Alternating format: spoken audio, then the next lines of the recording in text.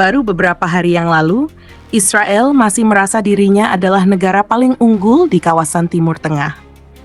Mereka hidup dalam pesta pora tanpa henti. Warga Israel tertawa, berjoget, bernyanyi, dan berpesta dimanapun mereka berada. Di gedung pencakar langit, di kafe-kafe jalanan, hingga di klub-klub malam mewah. Tak ada rasa takut, tak ada kecemasan. Hidup mereka benar-benar lepas bebas. Namun yang tak mereka sadari, atau barangkali memang mereka sadari tapi abaikan, adalah kenyataan bahwa semua kegembiraan itu berdiri di atas penderitaan bangsa Palestina. Mereka berpesta di atas tumpukan mayat warga Gaza.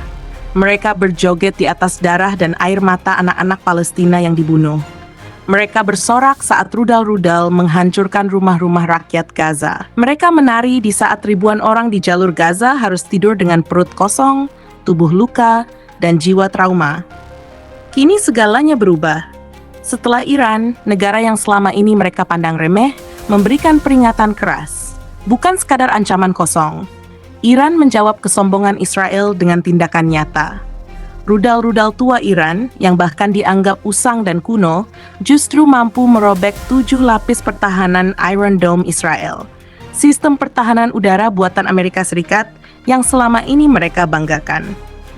Rudal Iran yang hanya bermodal lampu tua, ternyata lebih dari cukup untuk melumpuhkan kekuatan teknologi Israel. Israel yang sebelumnya disokong penuh oleh sekutu-sekutunya, tak mampu mengimbangi serangan dari Iran. Padahal, Iran belum mengeluarkan senjata-senjata canggihnya. Yang digunakan barulah rudal-rudal konvensional dan sebagian kecil rudal hipersonik. Tapi itu sudah cukup membuat Israel lumpuh total. Yang dulunya penuh tawa kini digantikan dengan jerit tangis. Kota-kota Israel berubah menjadi kota hantu. Tangisan menggantikan musik pesta. Jeritan menggantikan gelak tawa. Israel porak-poranda.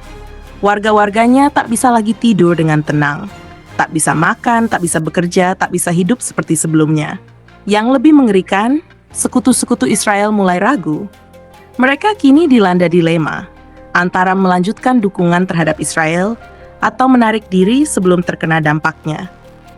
Mereka mulai sadar, kemarahan Iran bukan kemarahan biasa. Ini adalah ledakan dari amarah yang dipendam selama puluhan tahun. Iran selama ini membangun kekuatan dalam diam.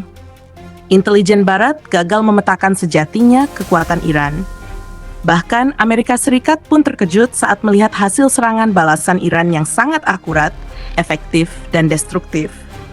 Padahal itu baru permukaan. Iran bahkan belum menganggap ini perang.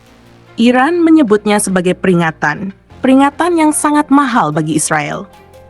Apa yang kini dirasakan oleh warga Israel masih belum sebanding dengan penderitaan yang telah dialami rakyat Gaza selama puluhan tahun. Di Gaza, 1 juta lebih penduduk hidup dalam kepungan, dalam blokade, dalam penderitaan luar biasa. Mereka tak bisa keluar, tak bisa mendapatkan makanan layak, obat-obatan, dan air bersih. Sebaliknya, Israel memblokade semua bantuan yang masuk ke Gaza. Ratusan truk bantuan dari berbagai negara mengantri di perbatasan, namun hanya 1 atau 2 truk saja yang diizinkan masuk.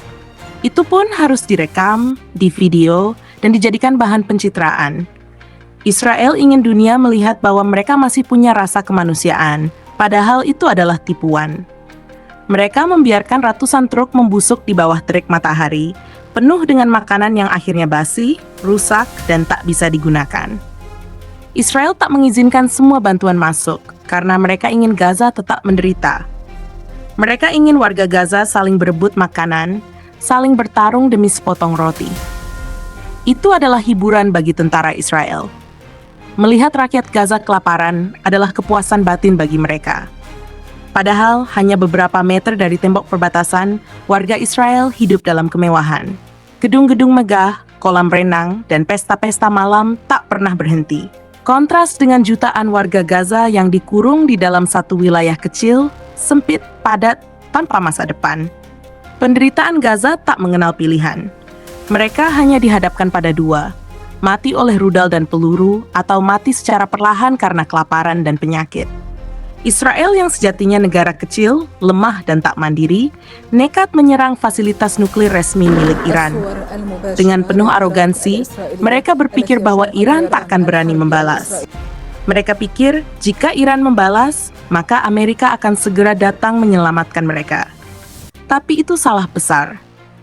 Amerika Serikat tahu, langkah Israel sangat bodoh. Mereka tahu Iran tak seperti negara lain. Dan benar saja, Iran membalas dengan keras. Pangkalan-pangkalan militer Amerika di Timur Tengah digempur habis. Yang paling parah adalah pangkalan Amerika di Qatar, hancur total. Tidak ada perlawanan. Amerika hanya bisa diam. Jika mereka membalas, maka Iran telah bersumpah akan menyerang langsung ke pusat kota Amerika seperti Washington dan New York. Dan tak hanya itu, Rusia menyatakan bahwa jika Amerika berani membalas serangan Iran, maka Rusia akan turun tangan. Dunia Timur yang selama ini terpinggirkan, kini bangkit bersama Iran. Mereka menyimpan dendam terhadap dominasi Barat.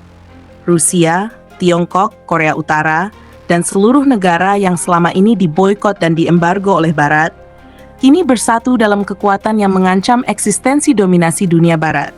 Rudal-rudal Iran terus menghujani kota-kota Israel. Tel Aviv porak-poranda.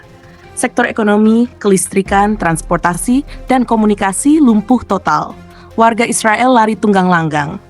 Mereka bersembunyi, berpindah dari satu bunker ke bunker lain. Tapi rudal Iran selalu datang menghantam. Tak ada tempat aman.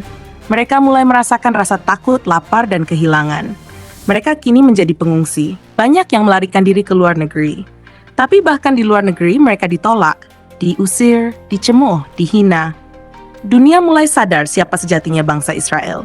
Demonstrasi besar-besaran terjadi di Amerika, Eropa, bahkan Jepang dan Korea. Semua mendukung kemerdekaan Palestina. Semua mengecam kekejaman Israel. Media mulai jujur menampilkan fakta. Israel bukan korban, mereka adalah pelaku. Pelaku dari genosida, penjajahan, dan kejahatan kemanusiaan. Iron Dome, kebanggaan Israel, tak lagi berfungsi. Rudal Iran terlalu cepat, terlalu cerdas, terlalu kuat. Israel kehabisan amunisi, makanan, dan harapan. Kota-kota besar menjadi puing. Gaza yang dulu mereka injak-injak, kini menjadi cermin bagi mereka sendiri. Kini mereka mencicipi sedikit dari penderitaan Gaza. Setelah 2 pekan serangan yang tak terbendung, Israel akhirnya memohon gencatan senjata. Iran awalnya menolak. Tapi dengan penuh belas kasihan, Iran menyetujui gencatan selama 12 hari. Namun Iran tak bodoh. Mereka tahu Israel dan Amerika mungkin memanfaatkan waktu itu untuk menyusun serangan balasan. Maka sebelum jeda itu dimulai, Iran mendeklarasikan diri sebagai pemenang perang.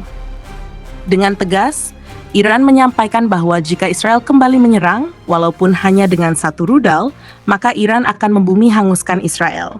Dan bukan hanya Israel, siapapun yang membantu mereka akan dihancurkan oleh Blok Timur, Rusia, Iran, Tiongkok, Korea Utara, dan negara-negara yang selama ini dianggap lemah oleh Barat.